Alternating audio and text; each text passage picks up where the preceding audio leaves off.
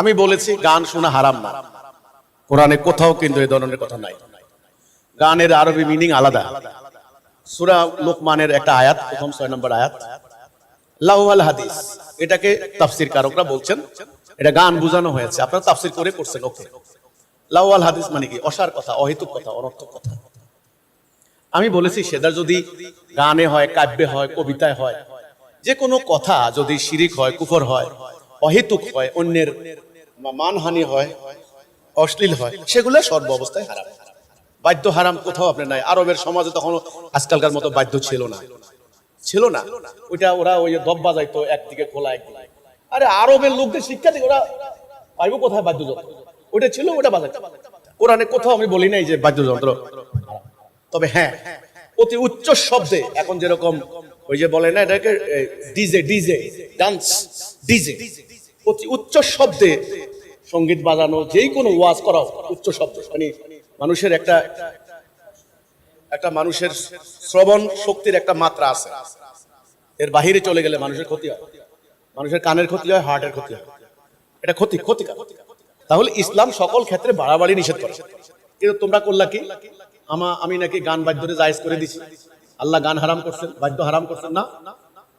মাংস হারাম, শুয়োরের মাংস হারাম, গরু গোশত জায়েজ। আপনি সমানে মাংস সব হারাম করলে তো হবে না। আর সংস্কৃতি কি ইসলামে নাই? পুরো আরব বিশ্ব, এত বড় আরব দুনিয়া, তারা কি গান ছাড়া কি ছিলেন নাকি? কোরআনের বহু সূরা নাযিল হয়েছে কবিতা রাখা, সুন্দর সুর করলে আপনি কি সুন্দর হয়।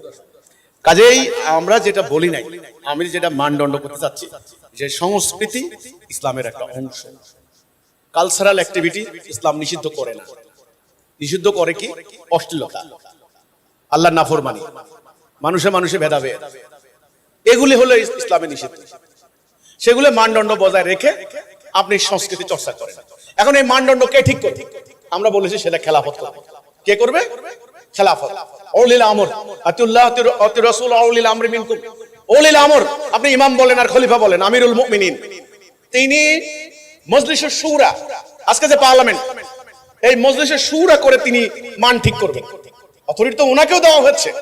এই উচ্চস্বরের গান বাজানো যাবে না, এটা সরকারও করেছে। এই যে 31st নাইটে অলরেডি এই আতশবাজি নিষিদ্ধ, এই উচ্চস্বরে শব্দ করা নিষিদ্ধ করছে না? উলিল আমরের উপরে এই ক্ষমতা। তিনি মশওয়ারা করে শুরা কমিটিতে বসে পরামর্শ করে তিনি জনকল্যাণে ক্ষতি হয় এমন ধরনের সঙ্গীত এলাও করবেন না। কিন্তু আল্লাহ তো হারাম করেননি। আল্লাহ কি হারাম করেছেন? মিথ্যা কথা বলা, গুজব রটনা করা, তোহমত দেওয়া, গীবত করা।